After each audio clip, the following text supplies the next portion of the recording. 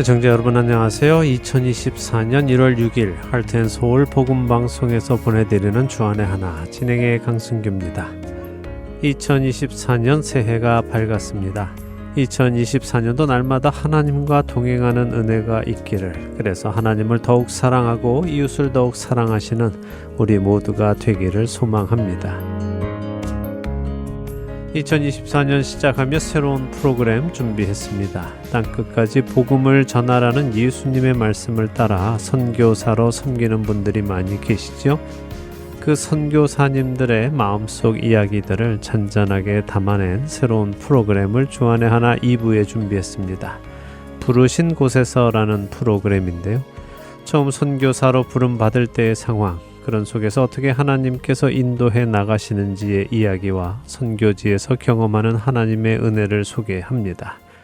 그리고 성도들이 읽으시면 좋을 책을 소개해드리며 함께 생각해보는 시간이지요. 주안의 하나 4부에 방송되는 책 읽는 그리스도인, 1월부터는 카일 아일들만 목사님이 쓰신 거짓 신들의 전쟁이라는 책을 주제로 여러분과 나눕니다. 우리 안에 있는 거짓 신들을 보게 되고 그 신들을 몰아내는 귀한 시간이 되기를 소망합니다. 2024년도 할텐서울 복음방송과 함께 주님 안에서 그리스도의 장성한 분량에 충만한 데까지 자라가시는 우리 모두 되기를 소망합니다. 첫 찬양 들으신 후에 계속해서 말씀 나누겠습니다.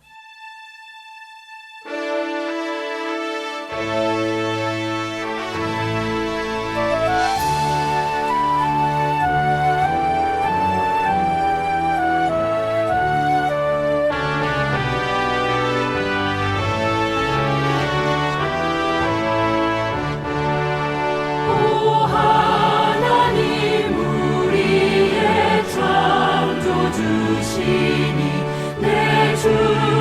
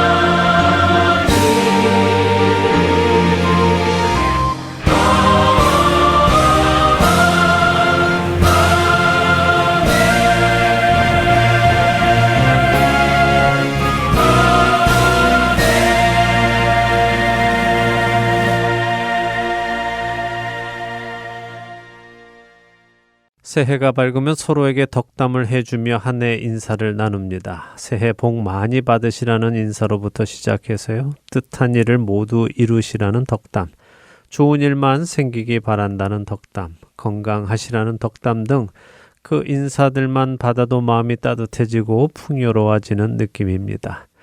그럼에도 불구하고 여전히 우리 그리스도인들은 이런 인사 속에서도 기억해야 할 것이 있을 것입니다. 그것은 나의 원함이 이루어지는 한 해가 되기 이전에, 나의 뜻한 일들이 이루어지는 한 해가 되기 이전에 하나님께서 원하시는 일들이 이루어지는 한 해가 되기 원하는 것, 하나님께서 기뻐하시는 일들이 이루어지는 한 해가 되기를 우리들이 원해야 한다는 것입니다. 이것은 단순히 그렇게 되기를 바란다 하는 바람의 수준이 아니라 하나님께서 원하시고 기뻐하시는 그 일이 이루어지도록 내 삶을 내어드리겠다는 다짐이 담겨 있는 말이어야 할 것입니다. 여러분은 올 한 해를 시작하시며 어떤 것들을 하나님께 구하셨습니까? 여러분의 뜻한 바를 이루어 주시라고 구하며 시작하셨습니까? 혹시 그것을 구하기 이전에 하나님 아버지의 뜻이 하늘에서 이루어진 것 같이 이 땅에서도 이루어지기를 구하셨는지요? 올 한 해 하나님께서 기뻐하시는 한 해가 되도록 나의 원함을 내려놓겠습니다 라는 간구를 하는 우리가 되기를 바랍니다.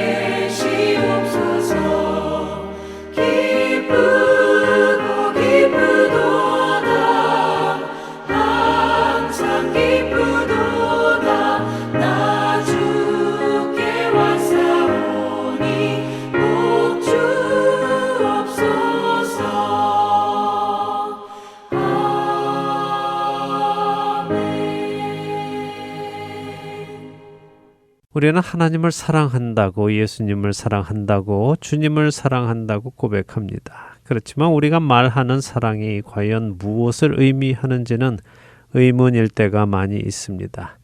제가 자주 드리는 말씀이지만 오늘 우리 시대에서 사랑이라는 말은 많이 좋아하는 것을 의미할 때가 대부분이기 때문이지요.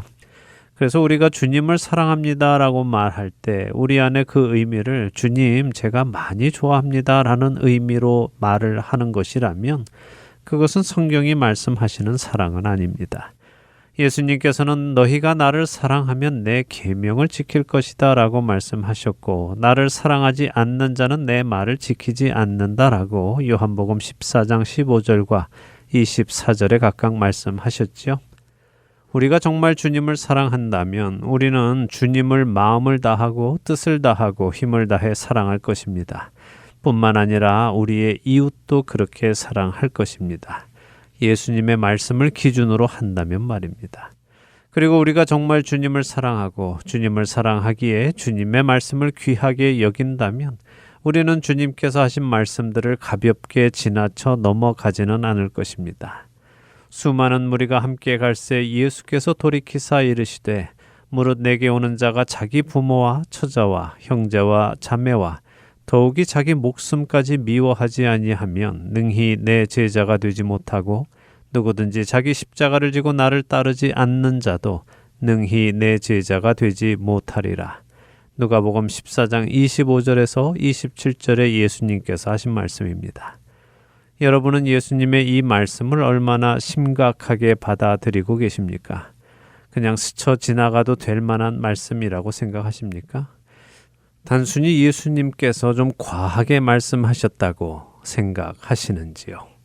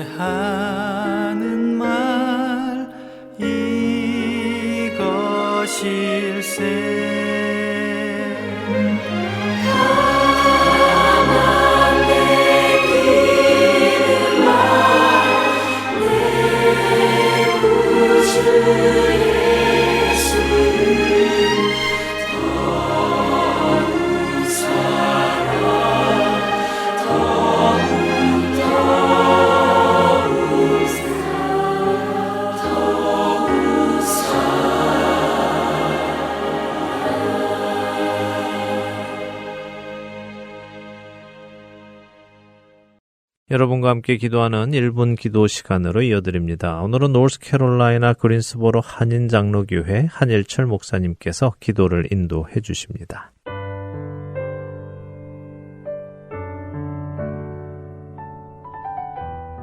하트앤서울 복음방송 1분 기도 시간입니다. 저는 노스캐롤라이나주 그린스보로 지역 그린스보로 한인장로교회를 섬기고 있는 한일철 목사입니다. 오늘은 새롭게 시작된 2024년도 한 해에 진정한 행복을 알고 1년 내내 하나님이 주시는 축복 속에 살기 위하여 기도하도록 하겠습니다. 예전에 유명했던 야구선수 박찬호 선수가 이런 말을 은퇴 후에 했었습니다. 행복해지기 위해 이기고 싶었는데 이길수록 불안해졌죠. 왜 그럴까 생각해 보니 너무 이기는 것에만 집착했구나 하는 생각이 들었어요. 이기기 위해 수단과 방법을 가리지 않는다는 것이 과연 정정당당한가? 이렇게 이기면 좋은가? 패자의 땀과 열정도 얼마든지 감동을 줄 수 있는데 그럼 난 어떠해야 하는가? 이런 이야기를 남겨서 행복해지기 위해 이기고 싶었었던 그는 이길수록 불안해졌다는 내용을 살펴보면서 우리 크리스찬들도 이 세상을 너무나 힘겹게 행복해지려고 안간힘을 쓰고 살아가는 것은 아닌지 모르겠습니다. 올 한 해에는 성경 구절에 있는 이 말씀대로 살아가기를 원합니다. 신명기서 33장 29절에 보니까 이스라엘이여 너는 행복한 사람이로다. 여호와의 구원을 너같이 얻은 백성이 누구냐? 그는 너를 돕는 방패시요. 그렇습니다. 우리는 행복한 사람입니다. 왜냐하면 예수 그리스도께서 우리를 구원해 주셨기에 구원을 우리같이 얻은 백성이 누가 있겠습니까? 올 한 해에는 행복해지기 위해서 안간힘을 쓰고 무엇이든지 이기려고 하는 자들이 아니라 이미 우리는 행복한 사람임을 기억하여 하나님께 영광을 돌리며 한 해 동안 크리스찬으로서 주님의 영광을 나타내며 주님께 감사하며 늘 행복하게 주신 사명 감당하기를 위해서 이 시간 한번 다 같이 기도하시겠습니다.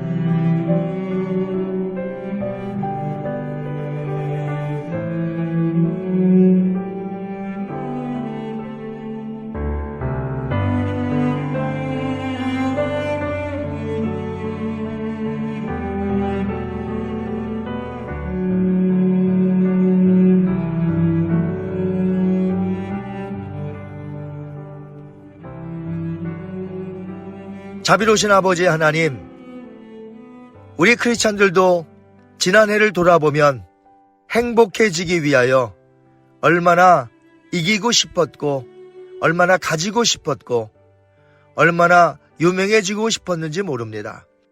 주여 용서하여 주시고 올 한해 2024년도를 우리에게 허락해 주셨는데 이제 올 한해는 우리가 이미 행복한 사람임을 깨달아 알아 우리 주님 안에서 교제하며 기쁘고 즐겁게 신앙생활하며 주신 사명을 감동 있게 감격하며 하나님께 영광 돌리며 일을 맡아 하는 저희들로 삼아 주시옵소서.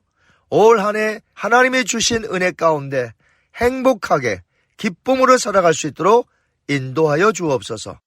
감사하며 우리의 구원자가 되시는 예수님의 이름으로 기도하옵나이다. 아멘.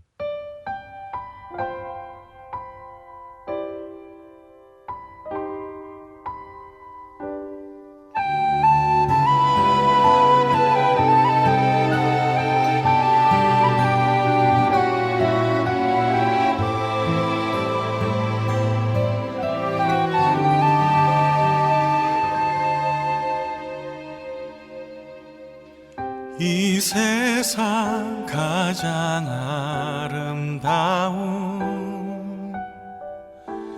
순종의 눈물 온 세상 다시 빛나게 한 생명의 눈물 그가 이 땅에 오신 이유 죽어야 살게 되고 져야만 승리하는 놀랍고 영원한 신비 지으신 그대로 회복시킨 우리의 창조주 그리스도 십자가의 길로 아버지 뜻 이루셨네 그가 이 땅에 오신 이유 이제 우리에게 맡겨진 그 소망 그 사랑 그 생명 아름답고 눈부신 십자가의 길 우리가 이 땅에 살아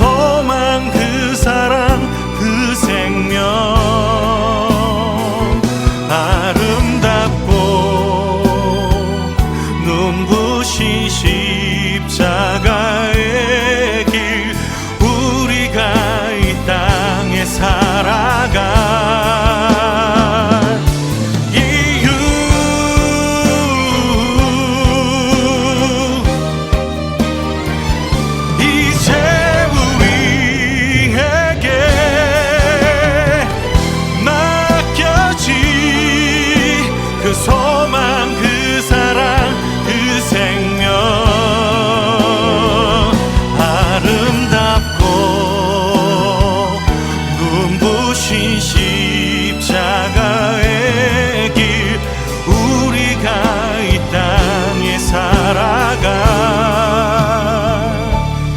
이유 우리가 이 땅에 살아가 이유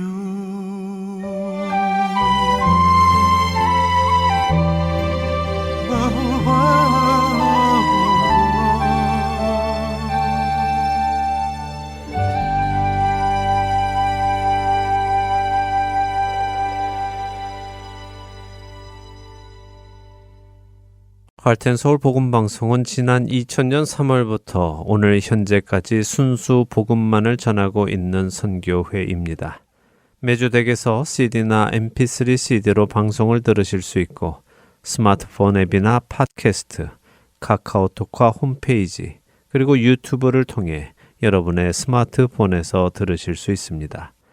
매주 토요일에 새로운 방송이 업데이트되고 있으며 4시간의 한국어와 1시간의 영어, 1시간의 일본어로 복음을 전하고 있습니다. CD 신청이나 방송을 듣는 방법에 도움이 필요하신 분들은 방송사 사무실 전화번호 602-866-8999로 해주시면 안내해 드리겠습니다.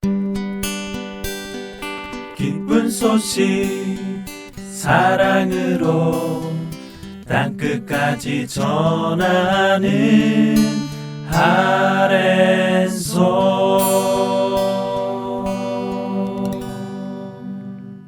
사도들의 행적이 기록된 사도행전을 공부하는 시간입니다.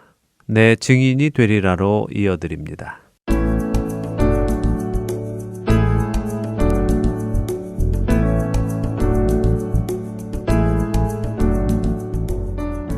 애청자 여러분 안녕하세요. 여러분과 함께 사도행전을 한 절 한 절 읽어가며 공부하는 시간입니다. 내 증인이 되리라 진행의 백성입니다. 네, 여러분 안녕하세요. 강순규입니다. 데살로니가에 있는 유대인들이 바울을 시기하여 바울 일행을 내쫓았고 바울과 실라는 밤에 데살로니가를 떠나 서쪽으로 60마일 떨어진 베레아라는 곳으로 갔습니다. 네. 다행히도 베레아 사람들은 데살로니가 사람들보다 더 고귀한 사람들이어서 바울이 전한 말씀을 간절한 마음으로 받고 또 성경을 통해 바울이 전해준 그 말씀들이 사실인지 날마다 상고했습니다. 그렇습니다. 한국어 번역은 베레아 사람들이 더 너그러웠다 이렇게 번역을 했는데요. 네. 그 의미는 그들이 고귀했다. 다시 말해 높고 귀한 것을 찾는 사람들이었다라는 의미라고 말씀을 드렸죠. 네.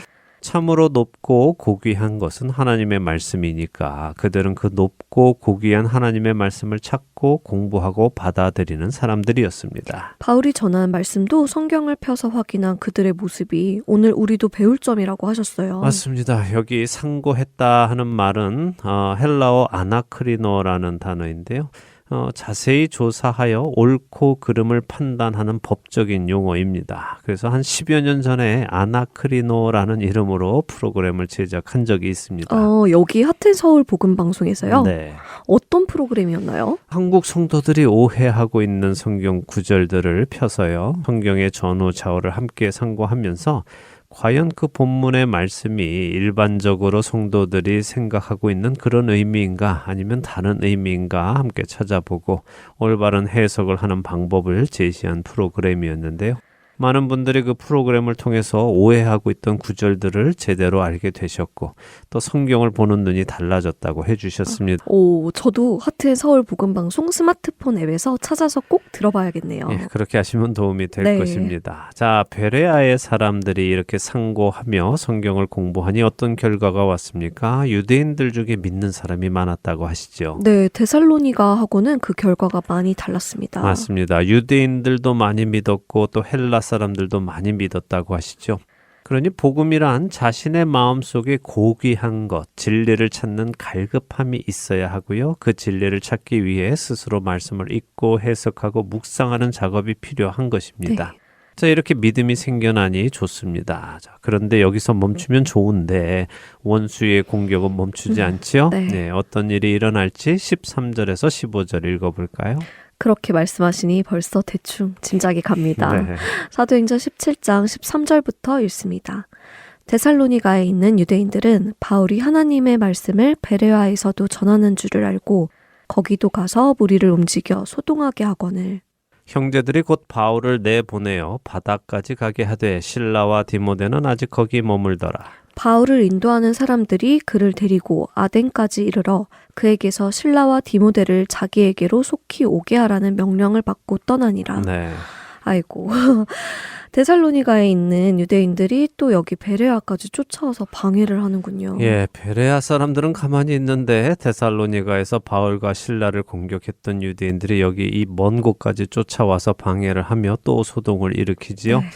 일전에 1차 선교 여행 때도 비슷한 일이 있었지요. 예, 바울이 루스드라에서 복음을 전할 때 비시디아 안디옥과 이고니온의 유대인들이 루스드라까지 쫓아와서 방해한 것처럼 여기 데살로니가 사람들도 그랬습니다. 이들은 자신들의 동네에서만 복음을 전하지 못하는 것에 만족하는 것이 아니라 아예 복음 자체를 미워하는 사람들이군요. 그렇죠. 결국 바울과 실라를 통해 예수님을 믿게 된 베레아에 있는 그리스도인 형제들이 바울을 급히 피신을 시킵니다. 바울의 목숨이 위험할 정도였나 봐요. 네, 아무래도 그랬던 것 같습니다. 실라와 디모데는 그곳에 둔 채로 바울만 빼내서는 바울을 바닷가로 보냈죠. 그리고 배를 태워서는 아덴, 곧 그리스도의 수도였던 아테네까지 데려다 줍니다. 그리스의 수도 아테네요? 네. 정말 큰 도시로 갔군요. 예, 아테네는 베레아에서 육로로 가면 약 200마일 정도 됩니다. 굉장히 머네요. 예, 자, 그런데 육로를 따라 가도 될 텐데 배를 태워서 보냅니다. 그 이유는 그만큼 위험했기 때문이죠. 육로를 통해서 가다 보면 그 뒤를 쫓아와서 공격받을 수 있기 때문에 배를 탄 것입니다. 일단 배를 타면 배를 탄 동안은 안전하지요. 정말 급박한 상황이었음을 알 수 있습니다. 네, 자, 이렇게 아테네에 도착한 바울이 자신을 그곳까지 데려다 준 베레아의 성도들에게 이제 빨리 다시 돌아가서 실라와 디모데도 여기로 데려다 달라고 부탁을 합니다. 그래서 그 형제들이 다시 베레아로 출발하죠. 네. 자, 여기까지 보았는데요. 아테네에 대해서 조금 나누도록 하겠습니다. 아테네는 말씀하신 것처럼 고대 그리스 곧 헬라의 중심지이고 수도입니다. 헬라 문학과 철학의 중심지이죠. 이것은 소크라테스와 플라톤의 출생지이며 아리스토텔레스, 에피쿠로스, 제논 등의 유명 철학자들이 자신들의 제2의 고향으로 삼은 곳이기도 합니다. 정말 유명한 철학자들이 다 이곳 출신이네요. 네, 그런데요, 이렇게 유명한 또 걸출한 철학자들이 있는 곳이라면 어때야 할까요? 철학자들이란 다 좋은 선생님들 아닙니까? 이런 좋은 선생님들이 있다면 일반 사람들도 그렇게 높은 철학에 집중하며 고귀한 삶을 살지 않았을까요? 네, 이론적으로는 그래야만 합니다. 철학이 발달하고 지성이 중요한 문화로 자리 잡았다면 말이죠. 네. 하지만 아테네의 윤리적 도덕적 수준은 아주 낮았다고 합니다. 도시 자체가 아주 음란했고요. 서로를 죽이는 격투 경기 같은 것 보는 것을 아주 즐겼다고 합니다. 의외네요. 그러면 결국 인간의 가르침은 사람을 변화시킬 수 없다는 것을 증명하는 것인가요? 맞습니다. 사람의 가르침은 인간 본성을 변화시키지는 못하죠. 자, 지금 바울이 도착한 아테네는 그 옛날 전성기 때 영화를 누리던 아테네만큼 화려한 아테네는 아니었습니다. 왜냐하면 그리스 곧 헬라가 멸망했기 때문이죠. 바울이 도착한 그 시기는 로마가 그리스를 정복했을 때입니다. 물론 로마는 아테네를 특별 대우해줘서요. 자치권을 주었고 로마의 세금도 내지 않도록 해주었습니다. 정말 특별한 대우네요. 네, 그리고 이 아테네에는 새로운 신이 소개가 되면 그 신을 위한 신전을 만드는 관습이 있었다고 합니다. 그러니 아테네에는 정말 많은 신전들이 있었겠죠. 네. 자, 아테네에 대해 이 정도 나누고 또 말씀을 읽어보지요. 이 아테네에서 어떤 일이 일어날까요? 16절에서 21절입니다. 사도행전 17장 16절부터 있습니다. 바울이 아덴에서 그들을 기다리다가 그 성에 우상이 가득한 것을 보고 마음에 격분하여 회당에서는 유대인과 경건한 사람들과 또 장터에서는 날마다 만나는 사람들과 변론하니 어떤 에피쿠로스와 스토아 철학자들도 바울과 쟁론할세 어떤 사람은 이르되 이 말쟁이가 무슨 말을 하고자 하느냐 하고 어떤 사람은 이르되 이방신들을 전하는 사람인가 보다 하니 이는 바울이 예수와 부활을 전하기 때문이러라.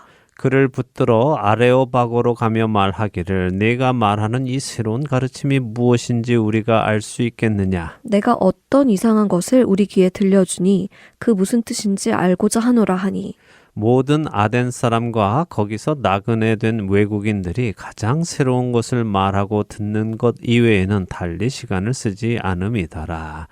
자, 아테네에 도착한 바울이 다른 동역자 실라와 디모데가 올 때까지 홀로 시간을 보내게 되었습니다. 네. 이렇게 기다리다 보니 아까 말씀드린 것처럼 아테네에 있는 수많은 신전과 우상들을 보고는 마음에 격분하게 되었다고 하시죠. 혼자 있어도 바울은 몸을 사리지 않는군요. 네. 정말 바울은 하나님을 향한 열정이 대단한 것 같아요. 대단한 열정의 소유자이죠. 그만큼 주님을 사랑한다는 것일 네. 테고요. 예, 바울은 우상들을 보고 격분해서 회당으로 가서는 유대인들 그리고 경건한 사람들, 그 유대교로 개종한 헬라인들과 변론을 하고 장터에서 만나는 사람들과 변론하고 철학자들과 변론을 합니다. 닥치는 대로 만나는 사람마다 다 변론을 한 것 같은데요. 네, 그런 것이죠. 하나님을 향한 그의 열정과 하나님을 대신하는 그의 질투심이 보이시죠? 네. 예, 우상들을 향한 하나님의 분노가 바울 안에도 있었다는 것입니다. 바울이 유대인 회당을 찾아가서는 뭐라고 했을까요? 뭐 기록은 안 되어 있지만 아마도 이렇게 많은 사람들이 우상을 섬기는 이곳에서 당신들 유대인들을 도대체 뭐 하는 것이냐? 유일하신 하나님을 전해야 하지 않느냐 하며 책망을 했을 것입니다. 또한 장터에서 만나는 사람들에게는 이러한 우상들이 다 허무한 것들이고 존재하지 않는 것임을 설명했겠죠. 정말 답답해하면서 전했을 것 같아요. 또 동시에 긍휼한 마음과 함께요. 그랬을 것입니다. 그런데 철학자들과는 무슨 이야기를 나누었을까요? 백성희 아나운서 철학이 무엇인지 아십니까? 철학이요? 네. 뭐 인간은 무엇인가, 삶은 무엇인가, 뭐 이런 것 공부하는 것 아닌가요? 네, 맞습니다. 그런 것입니다. 인간이나 세상에 대한 지혜나 원리를 탐구하는 학문이라고 사전은 설명을 합니다. 근데 철학을 영어로는 필라소피라고 하는데요. 이 말은 헬라어에서 온 말입니다. 필라소피가 헬라어에서 온 말이라고요? 네. 이건 어떤 의미인가요? 이거는 필로라는 사랑한다는 말과 소피아, 지혜라는 말의 합성어로 네. 지혜를 사랑하는 것, 그것이 철학의 원 의미죠. 지혜를 사랑한다고요? 네. 멋진 의미네요. 그런데 참된 지혜는 하나님께 있는 것 아닌가요? 그들이 정말 지혜를 사랑한다면 하나님께 나와야만 하겠네요. 맞습니다. 참된 지혜는 오직 하나님께만 있고 성령님의 또 다른 명칭이 지혜의 영이시죠. 네. 자, 여기 사도행전 17장 18절에는 이 철학자들 중에 특별히 두 종류의 철학자들과 바울이 쟁론을 했다라고 하십니다. 에피쿠로스 철학자와 스토아 철학자가 그들이네요. 네, 이들 철학에 대해 잠시 설명을 드리죠. 에피쿠로스 학파는 에피쿠로스라는 사람에 의해 시작된 철학인데요. 이 철학은 쾌락을 인생의 주된 목표로 생각하던 사람이었습니다. 이건 단순히 쾌락을 쫓는 쾌락주의를 이야기하는 것은 아니고요. 쾌락을 사람의 고통이나 공포, 죽음에 대한 염려에서부터 자유롭게 해주는 도구로 생각을 한 것이죠. 그래서 이들은 쾌락을 통해서 마음의 평정을 이루려 한 철학자들입니다. 시작은 그렇게 했지만 결국 그들은 언제 죽을지 모르는데 오늘 먹고 마시고 즐기자 하는 것으로 발전을 했지요. 요즘 세상에 많은 사람들, 특히 젊은 사람들이 많이 가지고 있는 사고방식 아닌가요? 네, 많이 닮아 있죠. 네. 인생 한 번 사는데 즐기며 살자 하는 생각이 이 에피쿠로스 철학과 많이 닮아 있습니다. 신에 대한 이들의 개념은 신을 부정하지는 않았습니다. 신이 있기는 한데 그런 신이 인간에게 관심이 있거나 인간과 어떤 관계를 맺고 살아간다고는 생각하지 않았죠. 그래서 이들은 죽음 이후의 세계도 없다고 생각했고 죽음 이후의 세계가 없으니 선이나 악이 중요하지도 않았습니다. 그러니 쾌락만을 쫓으며 살 수 있었겠네요. 맞습니다. 자, 또 다른 철학, 스토아 철학입니다. 스토아 철학은 그래도 이름이 낯설지 않은데요. 많이 들어본 것 같아요. 예, 철학에 관심 있는 분들은 아마 많이 아실 것입니다. 스토아 철학은 제논이라는 사람으로부터 시작된 학파로 이들은 이성을 중요시합니다. 이성은 우주 속에 내재하며 인간 삶의 원칙이 된다고 믿었죠. 쾌락을 쫓는 에피쿠로스와 반대되는 철학 같은데요. 한쪽은 쾌락, 한쪽은 이성. 이렇게 중요하게 생각하니까요. 맞습니다. 그래서 이들 스토아 학파는 쾌락과 반대인 금욕을 주장했습니다. 또한 자연과 조화된 삶, 만인 형제주의 등을 주장했죠. 그리고 이들이 가지고 있는 신에 대한 개념은 온 세계에 임하는 정신으로 신을 생각했습니다. 마치 뉴에이지 같은 그런 것인가요? 어떤 우주의 기 혹은 정신 같은 같은 것이 신이라고 생각하는 것이요. 네, 비슷하지요. 특별히 이 스토아 학파는 스스로를 의롭게 여겼습니다. 아무래도 금욕 생활을 하고 또 이성적으로 생각하고 행동을 하니 자신들이 의롭다고 생각할 수밖에 없겠죠. 네. 예. 자, 사람이 스스로를 의롭게 생각하면 하나님 앞에 어떤 사람이 됩니까? 교만한 사람이 되지요. 그렇죠. 교만한 사람은 자신이 죄인임을 인정할 수 없고 그런 사람은 예수님의 구원도 필요 없다고 생각하죠. 그렇습니다. 그래서 이 스토아 학파들은 하나님 앞에 모든 사람이 죄인이라는 기독교 가치관을 받아들일 수 없었습니다. 자, 바로 이 에피쿠로스 학파와 스토아 학파 사람들이 바울을 만납니다. 그런데 바울을 말쟁이다라고 부르지요. 말쟁이라고 하니까 뭔가 좋지 않은 느낌이에요. 예, 그렇습니다. 말쟁이의 헬라어 원뜻은 씨를 주워 먹는 새를 의미합니다. 새들이 여기저기서 막 이렇게 씨를 주워 먹는 모습을 표현한 것인데요. 정통 철학을 가진 자신들과 달리 여기저기서 이런 정보를 주워 들은 풍월로 자신들에게 말을 하려고 한다며 비아냥거리는 것입니다. 그리고 또 다른 사람들은 바울이 새로운 이방신을 전하나 보다 하며 생각했다고 하죠. 네. 그 이유는 바울이 예수님과 예수님의 부활을 전했기 때문이라고 하십니다.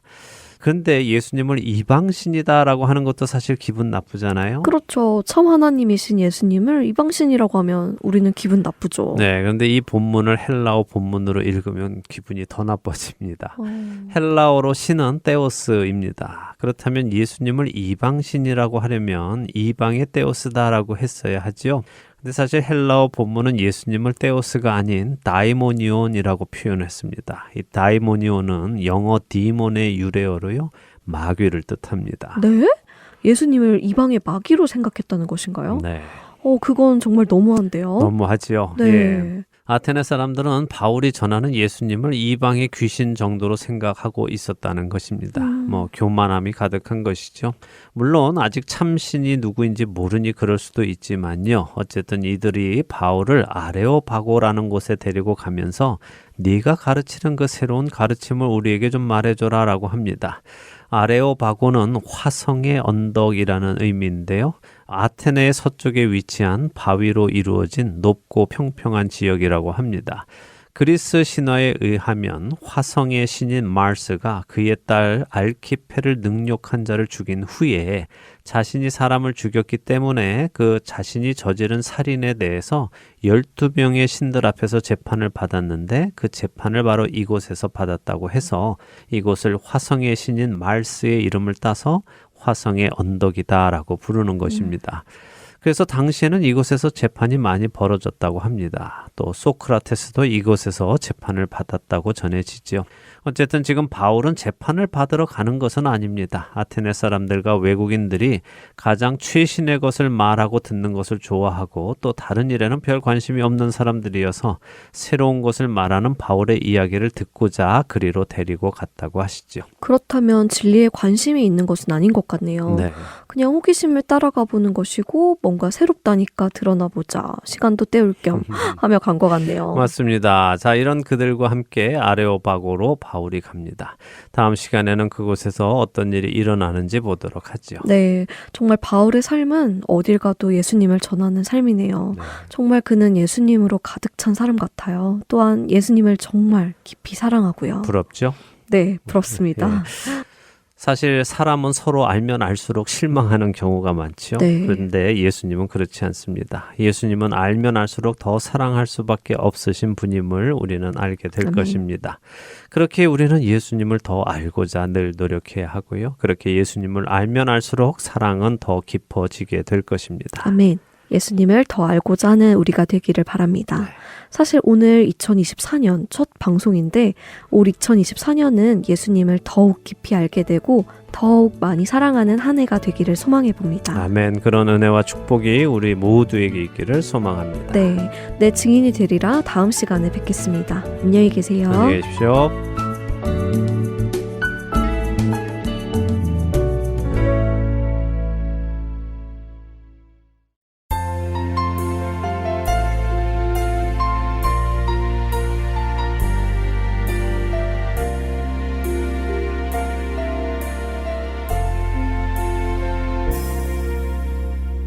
아버지 사랑합니다.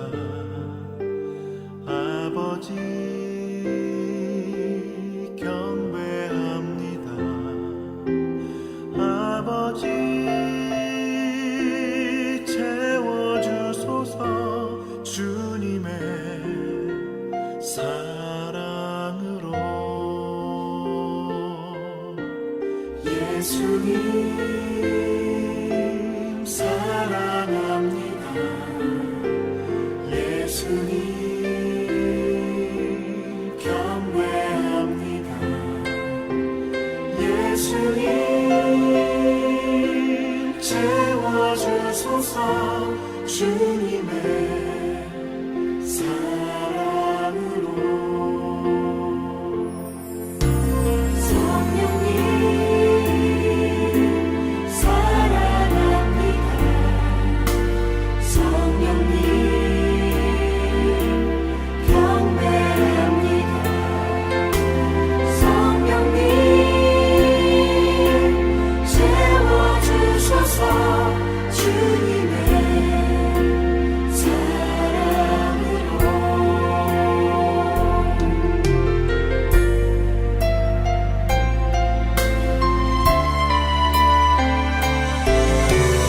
아버지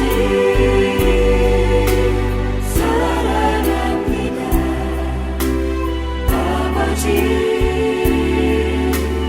경배합니다. 아버지 채워주소서 주님의 사랑으로. 아버지 사랑합니다. 아버지 경배합니다. 아버지 채워주소서 주님의 사랑으로. 주님의 사랑으로.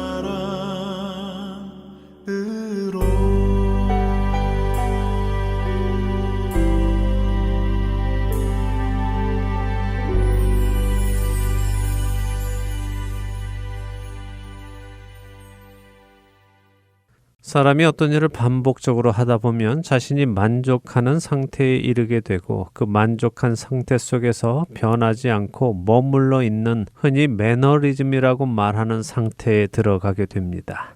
그 상태가 되면 늘 하던 일을 하기 때문에 새로울 것도 없고 도전할 만한 것도 없고 그냥 그대로 계속 해 나가면 될 것 같은 생각이 들기도 하지요. 신앙생활을 오래 하다 보면 바로 이런 상태에 들어가게 되기도 합니다. 저는 우리 그리스도인들이 이 상태에 들어가는 것이 지극히 위험하다고 생각합니다. 내 신앙이 하나님 보시기에 만족하실 만한 상태에 있을 가능성은 희박하기 때문입니다. 그럼에도 불구하고 우리 자신은 지금 나 정도의 신앙 상태면 괜찮은 것 같아 하는 착각에 빠지고 그 안에서 가만히 머물려는 영적인 게으른 모습을 보여줄 때가 많이 있습니다. 하지만 우리 주님은 우리에게 깨어 있으라 라고 경고하십니다. 물론 이 말씀은 늘 불안해하고 있으라 하는 말씀은 아닙니다. 주님이 우리에게 원하시는 것은 불안하고 두려운 마음이 아니라 늘 깨어서 사랑하는 주님을 만날 준비를 하라는 말씀이지요. 한 해의 시작에 듣기 좋은 덕담을 서로에게 해줄 수도 있겠지만 만일 그 덕담이 자신의 귀에만 듣기 좋은 소리이고 자신의 영혼을 살리는 덕담은 아니라면 그 덕담은 그냥 듣기 좋은 피리 소리에 지나지 않을 것입니다. 우리가 서로 사랑한다면 우리는 정말 그 사람이 필요한 말을 해줄 것입니다. 그 사람에게 도움이 될 말씀 말입니다. 조금 전에 읽어드렸던 누가복음 14장 25절에서 27절의 말씀, 사람이 자기 부모와 처자와 형제는 물론 자기 목숨까지 미워하지 아니하면 능히 예수님의 제자가 되지 못한다고 하신 예수님의 그 말씀. 여러분은 예수님께서 그 말씀을 하시기 전에 무슨 말씀을 하셨는지 알고 계십니까? 예수님은 누가복음 14장 16절에서 24절까지 한 가지 예를 들어 주신 후에 그 말씀을 하셨습니다. 누가복음 14장 16절에서 24절에는 어떤 사람이 큰 잔치를 베풀고 손님을 청하였지만 잔치할 시각에 그 청함을 받은 자들이 하나도 오지 않으며 자신들이 그 잔치에 오지 못하는 이유를 설명하는 이야기가 담겨 있지요. 나는 밭을 새로 사서 나가봐야 해서 잔치에 가지 못한다. 나는 소를 새로 사서 그 소들을 시험해 보아야 해서 잔치에 가지 못한다. 나는 방금 결혼을 해서 잔치에 가지 못한다 라며 각자가 잔치에 가지 못하는 이유를 설명했습니다. 예수님은 그렇게 잔치의 초대를 받아도 잔치에 참여하지 못하는 자들을 설명하신 후에 그 말씀, 다시 말해 무릇 내게 오는 자가 자기 부모와 처자와 형제와 자매와 더욱이 자기 목숨까지 미워하지 아니하면 능히 내 제자가 되지 못하고 누구든지 자기 십자가를 지고 나를 따르지 않는 자도 능히 내 제자가 되지 못하리라 라고 말씀하신 것입니다. 사랑하는 할텐 서울 복음방송 애청자 여러분, 여러분은 하나님께서 예수 그리스도를 통해 청하신 그 잔치에 참여하고 계십니까? 그 잔치에 갈 준비를 철저하게 하고 계십니까? 성경에서 미워한다는 말은 정말 감정적으로 미워하는 것을 의미할 때도 있지만 두 대상 사이에서 하나를 미워한다는 것은 그것을 포기한다는 의미이기도 하고 사랑하는 다른 대상을 선택한다는 의미이기도 합니다. 예수님께서 자기 부모와 처자와 형제와 자매와 자기 목숨까지 미워해야 한다라고 말씀하신 것은 그들을 감정적으로 미워해야 한다는 말씀이 아니라 그들과 예수님 사이에서 하나를 선택해야 한다면 예수님을 선택하는 자가 능히 예수님을 따를 수 있다고 말씀하신 것입니다. 나의 원함과 예수님께서 원하시는 것 사이에서 여러분은 누구의 원함을 선택하십니까? 오늘도 내가 원하는 것을 선택하며 살아간다면 그 사람은 주인이 초청하신 그 잔치에 참여하지 못할 것입니다. 새롭게 시작한 2024년, 주님을 더욱 사랑하는 한 해가 되기를 간절히 소망합니다. 그래서 내 부모와 처자와 형제와 자매를 사랑하지만 그보다 주님을 더 사랑하기에 주님의 말씀에 순종하고 주님이 기뻐하시는 그 일을 하며 살아가는 우리가 되기를 소망합니다. 결국 주님이 기뻐하시는 일은 우리가 서로 사랑하는 일입니다. 그것이 주님께서 우리에게 주신 계명이기 때문입니다. 나의 원함과 주님의 원하심 사이에서 기꺼이 기쁨으로 주님의 원하심을 선택할 수 있는 믿음이 우리 안에 세워져 나가는 올 한 해가 되기를 소망하며 오늘 주안의 하나 여기에서 마치도록 하겠습니다. 함께해 주신 여러분들께 감사드리고요. 저는 다음 주 이 시간 다시 찾아뵙겠습니다. 지금까지 구성과 진행의 강순기였습니다. 애청자 여러분 안녕히 계십시오.